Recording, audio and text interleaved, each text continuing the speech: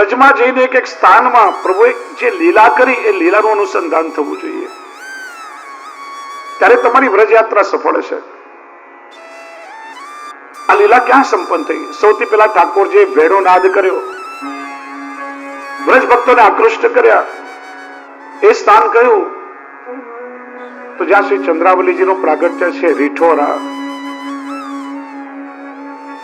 શ્રી ગુસાઈજીના બેઠકજી છે, આચાર્ય સ્વરૂપે ને સ્વામી સ્વરૂપે બંને શૃંગાર ત્યાં થાય છે. ત્યાં ઠાકોરજીએ ભેડો નાદ કર્યો. બધા વ્રજભક્તો એકત્ર થયા, લઘુ રાસ થયો. એ સ્થાન સારસ્વત કલ્પનું આદિ વૃંદાવન એટલે ચંદ્ર સરોવર છે. ત્યાર પછી ગોપીજનોને સૌભાગ્ય મદ થયો. પ્રભુ અંતર્ધાન થયા. એ સ્થાન ગોવર્ધન છે. શોધવા નીકળ્યા. વૃક્ષેનું પૂછ્યું, વૃક્ષોએ હા કહી ના કહી. એ સ્થાન જાન જાન વૃક્ષ. પુષ્પો વિખરાયેલા જોયા. ખબર પડી પ્રભુ એકલા નથી પધાર્યા, કોઈ સખીને સાથે લઈને પધાર્યા છે. એ સ્થાન સુરેરાની કદમ ખંડી. ગોપીજનોએ ગોપી ગીતનું ગાન કર્યું. જમનાવતા ભેગા થઈને રુદન કર્યું. એ સ્થાન રુદ્રકુંડ. ઠાકોરજી પાછા પ્રગટ થયા અને મહારાસ થયો. એ સ્થાન વૃંદાવન છે. આખી રાસ પંચાધ્યાયની લીલા ત્યાં સંપન્ન થઈ. ત્યાર પછી સુખદેવજી યુગલ ગીતની કથા કરે છે. વેણુ ગીતમાં વેણુની અસરનું વર્ણન છે અને યુગલ ગીતમાં વેણુની અસર અને વેણુ વગાડનાર બંનેનું એની અંદર વર્ણન છે. આ બંનેમાં ફરક શું? રાસ પંચાધ્યાયની પહેલા વેણુ ગીત આવે, પછી યુગલ ગીત આવે.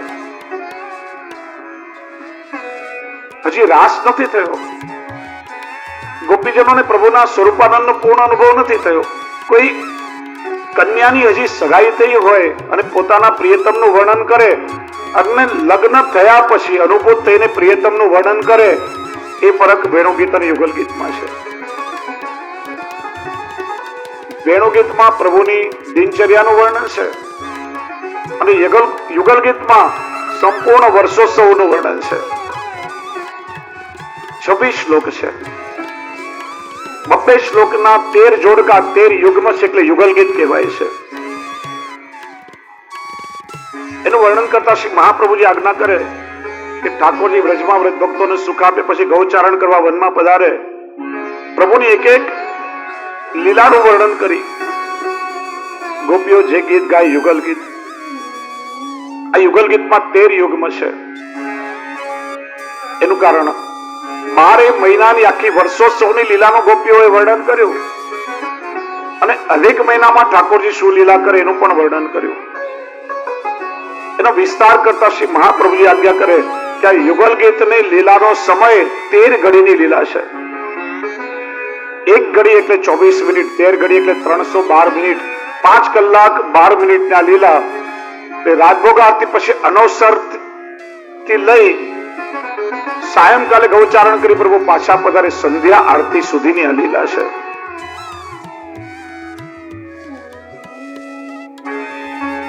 પ્રભુએ પોતાની વેણુને કહ્યું,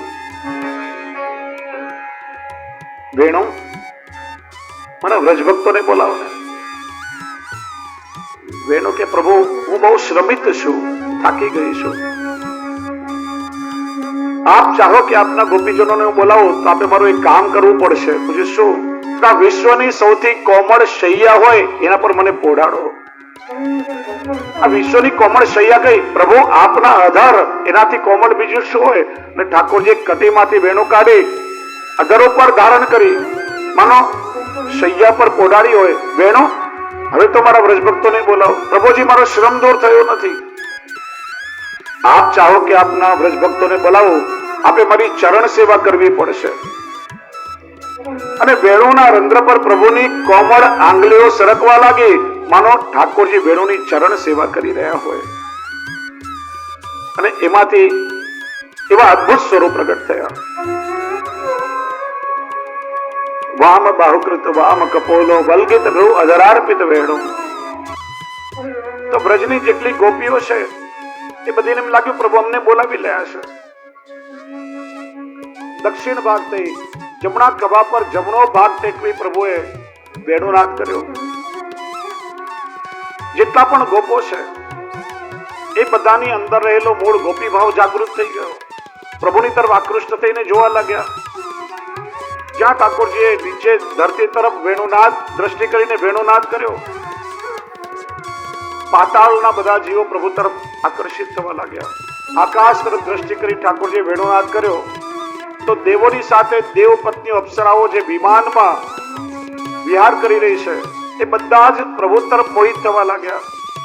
સન્મુખ દ્રષ્ટિ કરી ઠાકોરજીએ વેણુનાદ કર્યો, બધા જ પૃથ્વીના જીવો ઠાકોરજી તરફ મોહિત થવા લાગ્યા. ત્રણેય લોકના જે જીવો છે એને પ્રભુએ મોહિત કર્યા છે. પ્રભુ લલિત ત્રિભંગી બન્યા છે. આ રીતે વેણુગીત યુગલ ગીતનું ગાન કરી નિત્ય ગોપીઓ વિપ્રયોગનો અનુભવ કરે. કૃષ્ણ લીલા એમના માટે સૌથી મોટો ઉત્સવ હતો. જો પુષ્ટિ માર્ગમાં વેણુનું સ્વરૂપ બહુ અલૌકિક છે. વેણુ અધર સુધાની વાત છે. વેણુના જે છિદ્ર ન કહેવાય, શબ્દ પર ધ્યાન આપજો. છિદ્ર એટલે દોષ, એ તો જીવમાં હોય. વેણુના રંધ્ર છે. સૌથી પેલું મુખરંધ્ર, એનાથી ઠાકોરજી સ્વામીજીને અધર સુધાનું દાન કરે છે. બીજા 6 સ્વર રંધ્ર, પ્રથમ ચંદ્રાવલીજી માટે, બીજા રંધ્રથી 16,000 કુમારિકાઓ, ત્રીજા રંધ્રથી વ્રજની ગાયો. પ્રભુ વેણુનાદ કરે ત્યારે ગાયો ઘાસ ચરતી હોય, કર્ણ પુટ્ય પીબંત્ય, કાનને પડ્યો એટલે પાત્ર બનાવી પ્રભુની અધર સુધાનું પાન કરે છે. પોતાના સ્વભાવને ભૂલી જાય છે. ચોથા રંધ્રથી ગોવર્ધન, પાંચમા રંધ્રથી લીલાસ પશુ પક્ષી, છઠ્ઠા રંધ્રથી દેવતાઓ અને વૃક્ષ વનસ્પતિને પ્રભુ અધર સુધાનું દાન કરે છે. વેણુના જુદા જુદા સ્વરૂપો છે, જુદા જુદા ભાવ પ્રગટ થાય છે. ઠાકોરજી જયારે વેણુને અધર પર ધારણ કરે ત્યારે સ્વામીજીના ભાવાત્મક છે. પ્રભુની કટીમાં વેણુ હોય ત્યારે એમાં ચંદ્રાવલીજીનો ભાવ પ્રગટ થાય છે, અને પ્રભુ શ્રીયસ્તમાં વેણુ ધારણ કરે ત્યારે એમાં કુમારિકાઓનો ભાવ પ્રગટ થાય છે. વેણુનું આધિભૌતિક સ્વરૂપ વેણુર બહુછિદ્ર વંશ. વેણુ એ શિશિર વાદ્ય છે. સુવર્ણમાંથી, ચાંદીમાંથી, કાંસામાંથી, ખેરમાંથી, ચંદનમાંથી, વાંસમાંથી વેણુ બને, પણ પ્રભુની વેણુ વાંસમાંથી બનેલી છે. એટલે વેણુ ગીતમાં સરિતા અને વૃક્ષને વેણુના માતા પિતા કયા છે.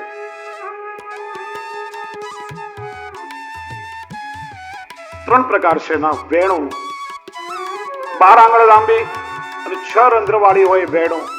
મુરલી 2 હાથ લાંબી અને 1 મુખ રંધ્ર ને 4 સ્વર રંધ્ર વાળી હોય મુરલી. અને બંસી એટલે 17 આંગળ લાંબી અને 9 રંધ્ર યુક્ત હોય મુરલી, બંસી. પ્રભુની એક બંસીનું નામ મહાનંદા અથવા સંમોહિની છે. એનાથી મોટી બંસીનું નામ આકર્ષણી છે, અને એનાથી મોટી બંસીનું નામ આનંદિની છે. લીલા ભેદ અનુસાર ઠાકોરજી વેણુ રવ, વેણુ ગાન, વેણુ પૂજન આદિ અનેક પ્રકારે રસનો અનુભવ કરાવે છે. વેણુનું આધ્યાત્મિક સ્વરૂપ સરસ્વતીનું છે. કૃષ્ણોપનિષદમાં કહ્યું કે રુદ્રદેવ ભગવાનની વેણુ છે. વ્રતલીલામાં દરેક દેવોને જુદા જુદા સ્વરૂપે પ્રભુએ અંગીકાર કર્યા છે. વેણુ એ રુદ્રનું સ્વરૂપ અને વૈત્ર એ બ્રહ્માનું સ્વરૂપ મનાય છે.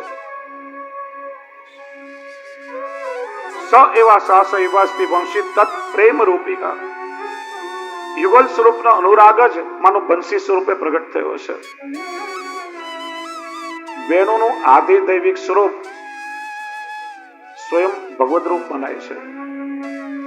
આપણે ત્યાં અચલ સ્વરૂપ હોય, અચલ એટલે જે સ્થિર હોય, ચલાયમાન ન હોય, તો શૈયાજીમાં વેણુજી પોડે. પંચામૃત આદિ બધા ઉપચાર, ચિત્ર સેવા બિરાજતી હોય તો અભ્યંગ પંચામૃત બધું વેણુજીને થાય. વેણુને આપણે ત્યાં સાક્ષાત ભગવદ રૂપ માનવામાં આવી છે. એ રીતે વેણુનું સ્વરૂપ પ્રગટ કર્યું. દાન લીલા, માન લીલા, રાસ લીલા, ગૌચારણ લીલા, માખણ ચોરી લીલા, આ બધી પ્રભુની નિત્ય લીલા છે. માન લીલા છે કે છે ને, એક વાર રાધાજીએ ઠાકોરજીને પૂછ્યું, મેરો મુખ નીકો કે તેરો મુખ પ્યારી? પ્રભુ, હું આપને કેવી લાગુ છું? મારું મુખ કેવું લાગે છે? અરે એકદમ ચંદ્રમા જેવું. સ્વામીજીએ માન ધારણ કર્યું. શું કહ્યું? ચંદ્રમા જેવું. ચંદ્રમામાં ડાઘ છે, કલંક છે. શું મારા મુખ પર આપને એવા કલંક દેખાય છે? પ્રભુ કે ના, ચંદ્રમાની કલામાં વધઘટ થાય તો મારી સુંદરતામાં આપને વધઘટ દેખાય છે. પ્રભુ કે ના, બસ મારા મુખને ચંદ્રમા કયો જ કેમ? પ્રભુ કે ભૂલથી નીકળી ગયું. સ્વામીજીએ તો માન ધારણ કર્યું. ઠાકોરજી મનાવે પણ માને જ નહીં. માન ગઢની આ લીલા છે, પાછળ મોર કુટી છે. સ્વામીજી તો મુખ ફેરવી બિરાજી ગયા અને પાછળ મયુરો સુંદર નૃત્ય કરી રહ્યા છે. પ્રભુ મનાવે પણ સાંભળે ના જોઈએ. ત્યારે કોઈ સખીએ કહ્યું, પ્રભુ સ્વામીજી એમને નહીં માને, એમને પ્રિય હોય ને એવું કઈ કામ કરો. ઠાકોરજી જોયું કે સ્વામીજીને આ મયુરોનું નૃત્ય બહુ પ્રિય છે. ત્યાં મોરના પીછા કરેલા હતા. વીણી વીણી ઠાકોરજી પોતાના શ્રીઅંગમાં ઘોસ્યા. પ્રભુ આજે અદભુત મયુર બની ગયા. અને બધા મયુરોની વચ્ચે ક્યારેક ગોળ ગોળ ચકરડી પડે, ક્યારેક થનગનાટ કરે, એવું નૃત્ય કરે કે પ્રભુનું નૃત્ય જોઈ મયુરો પણ લજ્જિત થઈ ગયા કે આવું અદભુત નૃત્ય, આવો મયુર તો મેં ક્યારે જોયો નથી. સ્વામીજી વિચારે, આવો મયુર તો પહેલવેલો જોયો. આટલું અદભુત નૃત્ય, આ નવો મયુર ક્યાંથી આવ્યો? એવા તન્મય બની ગયા. અને જ્યાં ચકરડી મારતા મારતા પ્રભુ સ્વામીજી પાસે પધાર્યા, ચરણારવિંદમાં સાષ્ટાંગ દંડવત કર્યા. જ્યાં ઠાકોરજીના મુખ પર સ્વામીજીની દ્રષ્ટિ પડી, બધું માન ઓગળી ગયું. અને સ્વામીજી વિચારે કે આ મયુરની સાથે હું પણ મયુરી બનીને નૃત્ય કરું, મારું મન મોર બની થનગાટ કરે.